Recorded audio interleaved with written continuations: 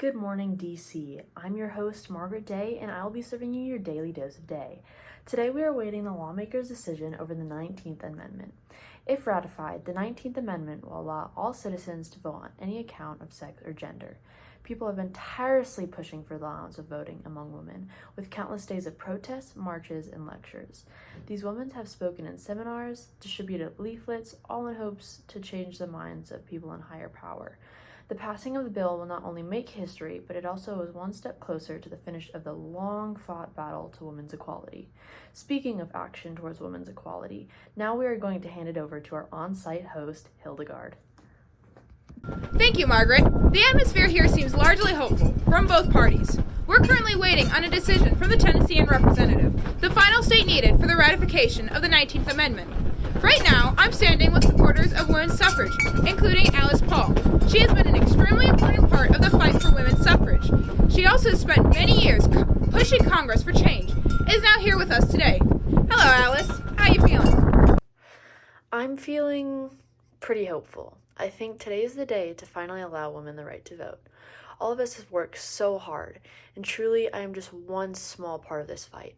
Earlier, women like Lucretta Mott, Elizabeth Cady Stanton, and Susan B. Anthony have played much larger roles in this.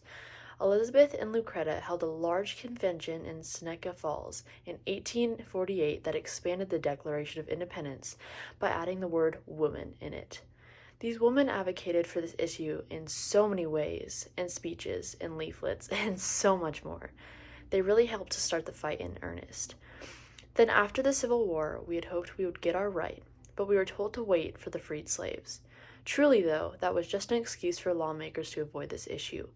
But now that we're finally here today, I am truly so excited to hear the right decision from the lawmakers. Thank you, Alice. It truly has been a long road to get to this point. And now, these messages from our sponsors. Gas prices on a rise, growing to 30 cents a gallon. At Gilmore's, we think you deserve more than a lighter wallet. At Gilmore's, we'll wipe your windows for free and air up those tires because we think you deserve more. Come to Gilmore's to get more for your money. With the Spanish flu outbreak, we need to be mindful of each other. So please, wear a mask to help save you and your loved ones. Masks can be fun and fashionable.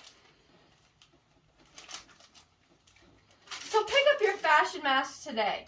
It's better to be safe and wear one than going to jail. Whether you think you should wash your jeans once a week or right after use, washing has to be done. Why not do it faster and easier with the new auto washer? Makes washing clothes so much easier that you, yes you, Harold, can get washing done too. And we are back at the protest. Here we are joined by members of the National Association Opposed to Women's Suffrage, or the NAOWS. Josephine Dodge, right here, next to me. I'm against this because this is hindering time for our legislators to be spending on. It should be spent on more important things like the Daycare Act, which gives children a chance to learn and women more time to work. Women are making uninformed decisions about politics that they have no place in learning. Let me just say, the suffragists are trying to harm our country rather than helping the country that they say they most dearly love.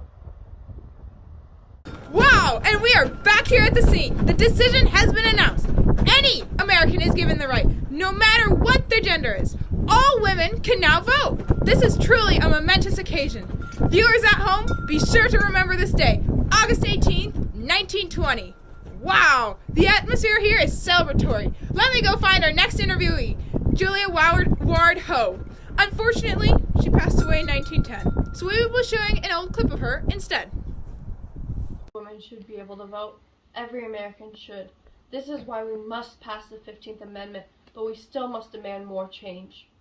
Me and Lucy Stone have created the American Women's Suffrage Association to help pave the way for women's rights, unlike the National Women's Suffrage Association. If we keep campaigning, one day our children will be able to see the fruits of our labor. I pray one day I will get to see it too. Mrs. Ho passed away in 1910. However, during her lifetime, she was a famed poet and activist for multiple civil rights issues. I think she would be proud of how far we have come, and we will continue the great works in order to honor her and many others. We have indeed come to realize this great vision so many brave women fought for. But there is always more to be done to fight for equal pay along with other women's rights. And day agencies will be right along with all of these stories to give you your daily dose of day. After that look into women's suffrage in the 1920s, it's crazy how much the world has changed.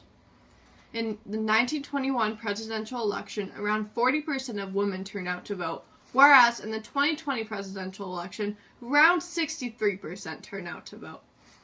In 1920, women made up about 20% of forced labor jobs, whereas now they make up about 47%.